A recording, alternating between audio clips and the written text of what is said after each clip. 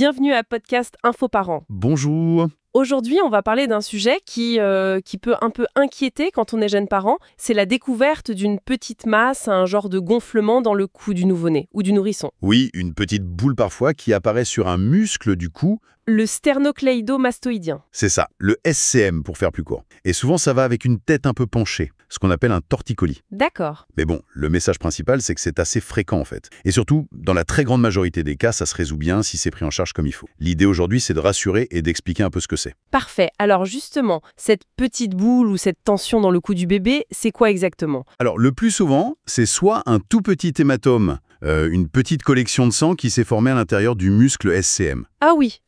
Soit c'est un épaississement des fibres du muscle lui-même, une sorte de zone un peu plus dure, on parle parfois de fibrose. Une fibrose, oui. Oui, comme si le muscle était un peu plus rigide à cet endroit. Des fois, ça a un peu la forme et la consistance d'une olive, d'où le nom qu'on entend parfois. D'accord. Et ça apparaît quand? Tout de suite à la naissance? Pas forcément. Souvent, c'est plutôt dans les semaines qui suivent, disons entre la 2e et la 6e semaine de vie. C'est là que le muscle, de ce côté, devient un peu plus tendu, plus court. Et les parents, souvent, ils se demandent s'ils ont mal fait quelque chose, quelles sont les causes de ça? Ah, ça, c'est vraiment important de le dire et de le répéter.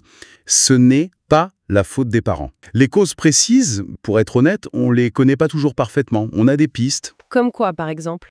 Parfois, ça peut être lié à la position que le bébé avait dans le ventre de sa maman, avant de naître. Surtout s'il était un peu à l'étroit. D'accord. Et l'accouchement en lui-même, ça peut jouer? Oui, ça peut jouer aussi. Si l'accouchement était un peu difficile ou s'il a fallu utiliser des instruments comme les forceps ou la ventouse, le muscle a pu être un peu étiré, un peu chahuté, disons. Ça peut créer un petit traumatisme local. Mais pas toujours. Non, pas toujours. Et c'est ça qui est un peu troublant parfois. On trouve des torticolis comme ça sans aucune raison évidente. Ni position particulière in utero, ni accouchement compliqué. Le mécanisme exact y reste un peu mystérieux dans certains cas. Bon, l'important, c'est que ce n'est pas la faute des parents. Exactement. Concrètement, alors, qu'est-ce que les parents peuvent remarquer chez leur bébé, à part cette éventuelle petite masse? Le signe le plus visible, c'est vraiment la position de la tête. Elle est inclinée d'un côté, toujours le même, et le menton, lui, est tourné de l'autre côté. D'accord. Le bébé, il semble préférer regarder toujours dans la même direction. Et il a du mal à tourner complètement la tête dans l'autre sens. Ça bloque un peu.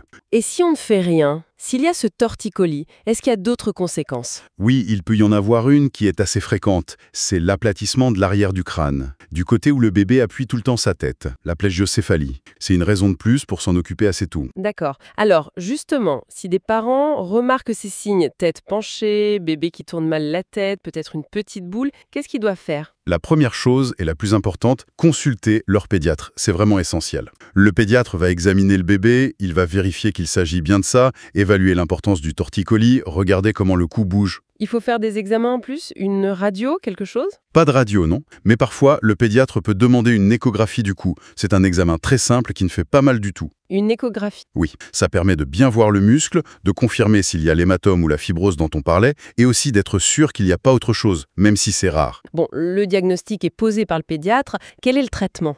Est-ce qu'il faut opérer? Alors là, il faut vraiment rassurer tout le monde. La chirurgie, c'est très très rare pour ça. Vraiment exceptionnel. Le traitement principal, le plus efficace, et qui n'est pas chirurgical, c'est la kinésithérapie, la rééducation. La kiné. D'accord. Et ça consiste en quoi pour un tout petit bébé? C'est vraiment le traitement clé. Il faut que ce soit fait par un kinésithérapeute qui a l'habitude des bébés, un kiné pédiatrique. Ça consiste en des exercices très doux pour étirer le muscle SCM qui est trop court, pour l'assouplir. Des étirements doux. Oui, et aussi des stimulations pour encourager le bébé à tourner la tête lui-même, à utiliser les muscles de l'autre côté. L'objectif, c'est de redonner toute la souplesse aux muscles et toute la mobilité au cou. Et il faut commencer quand cette kiné? Le plus tôt possible. Ça, c'est vraiment important. Idéalement avant l'âge de 3 mois. Plus on commence tôt, plus les résultats sont rapides et complets. C'est beaucoup plus facile de corriger quand c'est pris tôt. Donc, dès que le pédiatre pose le diagnostic, hop, on commence la kiné. C'est l'idéal, oui. Et est-ce que les séances de kiné suffisent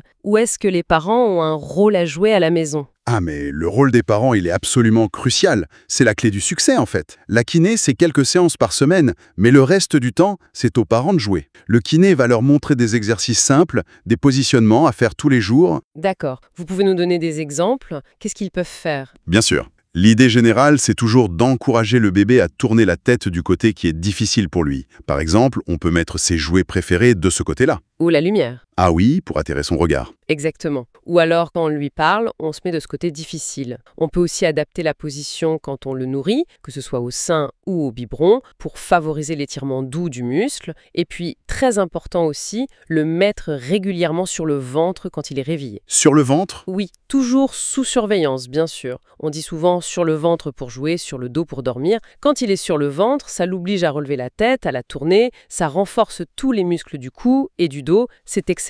Et le portage, est-ce qu'il y a des techniques de portage qui peuvent aider ? Oui, ça peut aider.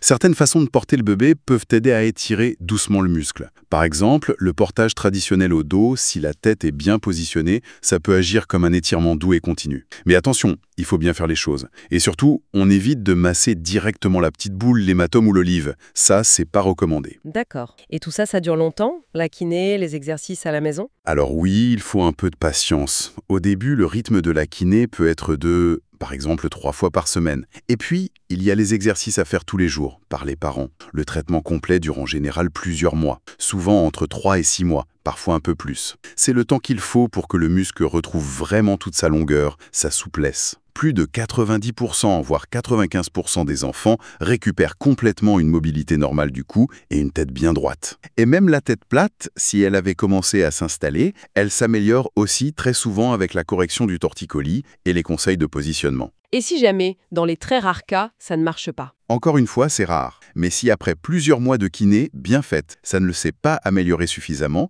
alors là oui, la chirurgie peut être discutée. Mais pas avant l'âge de 1 an et même souvent plutôt vers 2 ou 3 ans. C'est vraiment le dernier recours. Merci beaucoup pour toutes ces explications claires et rassurantes. Avec plaisir. Merci à vous de nous avoir suivis pour ce numéro de Podcast Info Parents. Nous espérons que ces informations vous ont été utiles. À bientôt.